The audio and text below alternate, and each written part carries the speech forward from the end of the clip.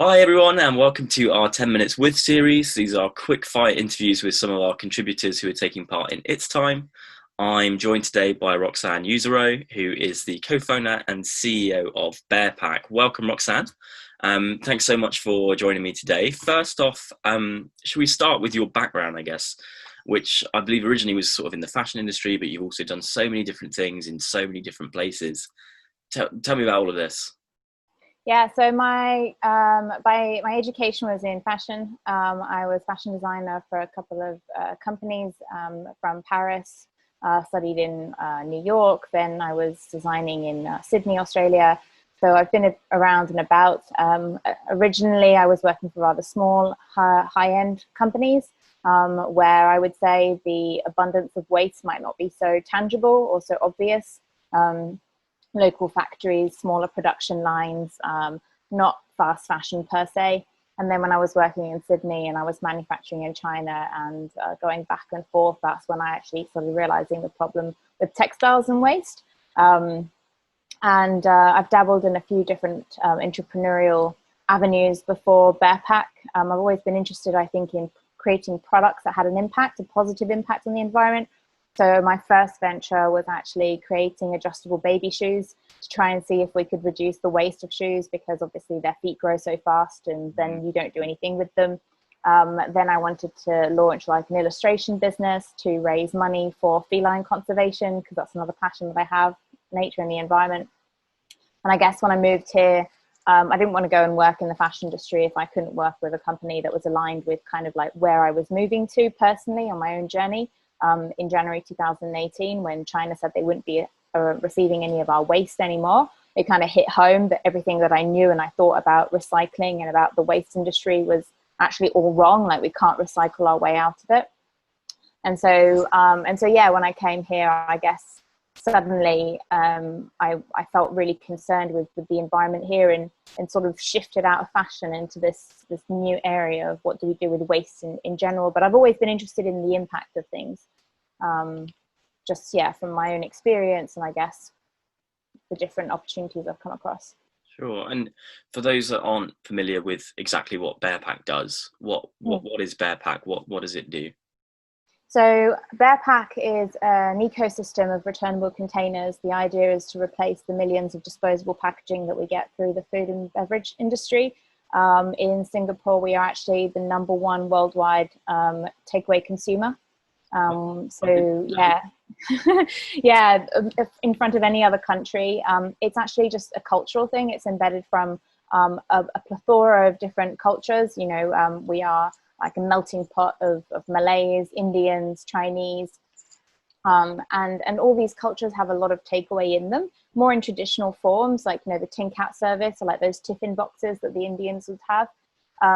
But then obviously, to suit modern lifestyle, we've moved away from these bring your own sort of container things into just single-use packaging, because it's so easy and convenient, and it means you don't have to organize your day. And so barePack is here to try and make it as convenient to use reusables by not forcing people to have to come to bring their own, because that's really hard to expect of people whose lives have been improved to be so convenient and hassle-free. And also, it doesn't solve the problem of delivery and food delivery. You can't just give the company your own reusable container and say, hey, next time, please deliver me in my box.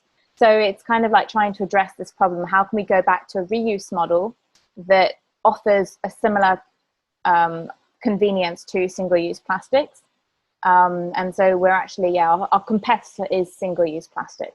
And I guess it's a sort of industry which a lot of people would assume, that's an obstacle that you just can't overcome. It's takeaway food. You have to have kind of takeaway kind of containers, but obviously that's not necessarily the case, and it's kind of innovators that are kind of doing stuff like this, which is really important. But why would you say, like, what's the main reason that we need to do this? What is the problem that barePack solves, would you say? Like, what are we trying to do? So like in Singapore, domestic wastes like plastics and packaging account for like a third of all of the waste. And worldwide packaging, packaging itself, single-use packaging accounts for over 50 or nearly 50%, I think, of all plastics created. And then over half of that is for the food industry. So a huge amount of single-use items that can't be recycled or or would be very hard to recycle, could be removed and should be eliminated. We don't have the infrastructure, and even if we did, to recycle all of these materials, it would cost billions of dollars to put it in place. And beyond that, like, we do hear about all these multinational companies, part of like things like the Ellen MacArthur Foundation's New Plastics Economy, you know, where they have a really ambitious goal of recovering plastics and saying that, you know, their new plastics would have 25% recycled plastic. That would actually require that we manage to collect 3.5 times more PET than we do today. And is like a $3 billion, I think, cost just for the infrastructure of the recycling itself. It doesn't take into consideration the cost of, like, how do you make sure that you get this waste back? And I think history proves that, you know, I mean, it's just much harder than people think. You can't force consumers. As soon as you've sold a product, it's no longer your goods. So you can't ensure you're going to get it back.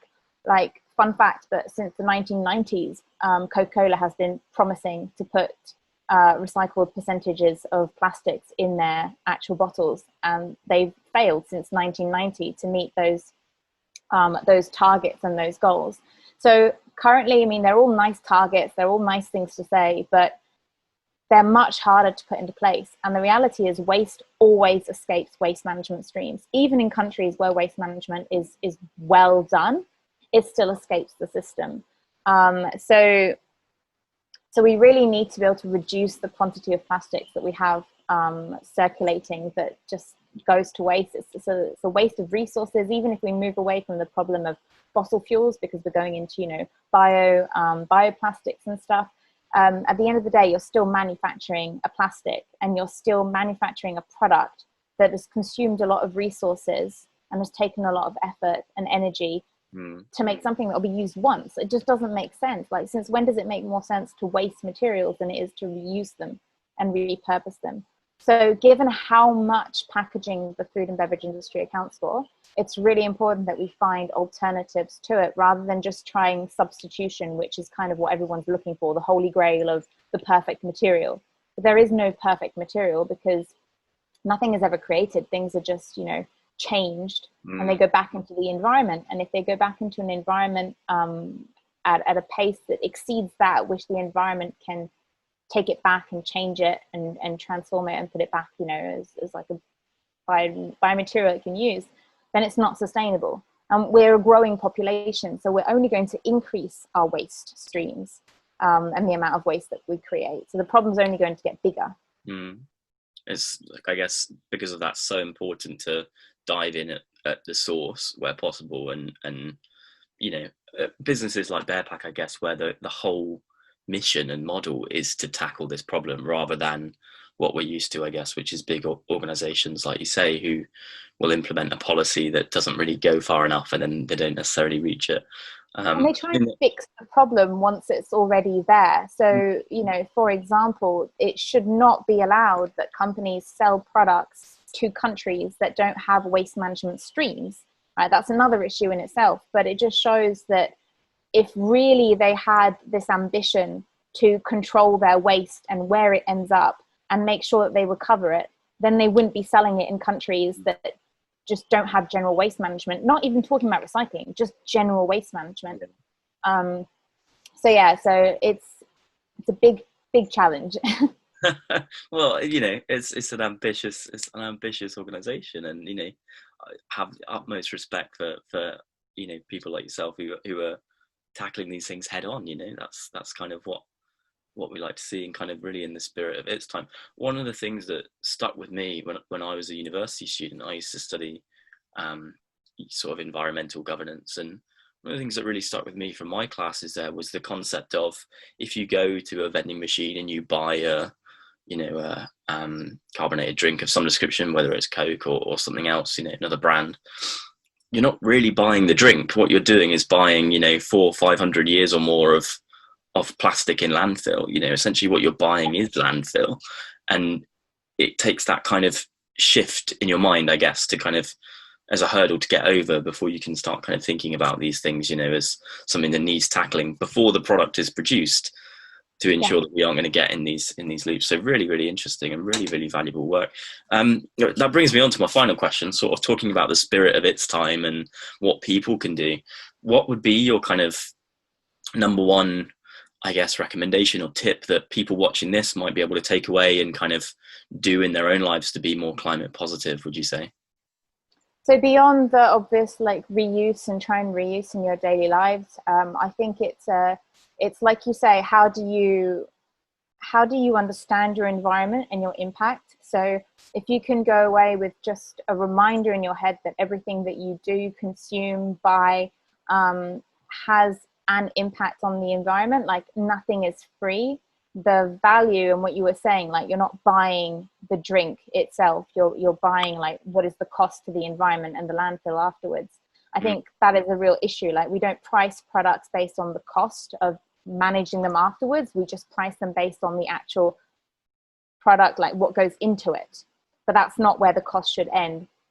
And so trying to think of what the actual cost would be if we did factor in, well, what happens to it afterwards, and what does that cost society, and what does that cost the environment, what does it cost our health, I think helps you make smarter choices. Because you're no longer you're no longer making your decisions based on just like the price of something, or supposedly that the material is better. You're actually thinking beyond that. And then really important, I would say, would be to keep using your voice to reach out to big companies, restaurant chains, cafes. I'm talking for like from barePack perspective, obviously. The more people we have asking these businesses to move towards reuse, the more inclined they are to listen to us and to want to adopt our solution, because they obviously don't want to be the last people on the bandwagon, who are doing the right thing for people and for the environment. You know, they have branding and they are conscious about their marketing appeal. And they all want to be sort of green branded today. So without saying that they all want to do greenwashing, they certainly don't want to be seen as the last ones who are going to be adopting positive sustainability strategies. Sure. So if the consumers keep encouraging them ongoingly, then they're much more likely to change. And we have this because our restaurants tell us, for example, that the number one complaint that they get today is people saying there's too much plastic, there's too much packaging, and they're no longer fooled by eco-friendly alternatives that we still know are disposables, especially in a context like Singapore where a lot of things get incinerated, and biodegradability and compostability don't make sense. So keep speaking up every single time that you have the opportunity to. Amazing. But with respect. Be kind. Yeah. Be kind. Like don't go, don't be rude. Understand that businesses obviously also have their bottom line, and at the end of the day, they are a business. They need to sustain themselves. So I guess the idea is more, how can you educate them that there are alternatives that they could use, that they could still maintain their business if they adopted. So yeah, be respectful, because if you're not, I don't think anybody would listen. So, and that kind of goes against the whole idea of trying to get them to pay attention. Sort of kind of educate rather than chastise, I guess, Yeah, exactly. It's a bit like, I don't know, I'm plant-based, and I don't find it constructive when some plant-based individuals could go about saying that, if you eat animal products, then you don't care about the environment, you don't care about animals, and it's really black and white. If your view is so black and white, when you have a conversation with someone who's kind of not on your side of the spectrum yet, you're not going to get very far, and it's not very likely you're going to get them to move the right way. So you have to have empathy and understanding for where other people are on their journey and their knowledge of the problem. I think it's such a good point. Have those conversations, but keep them constructive. I think that's such a good point. Well, amazing. Thank you so much for joining me today, everybody. That Thank was you, Sam. 10 minutes with Roxane Uzureau.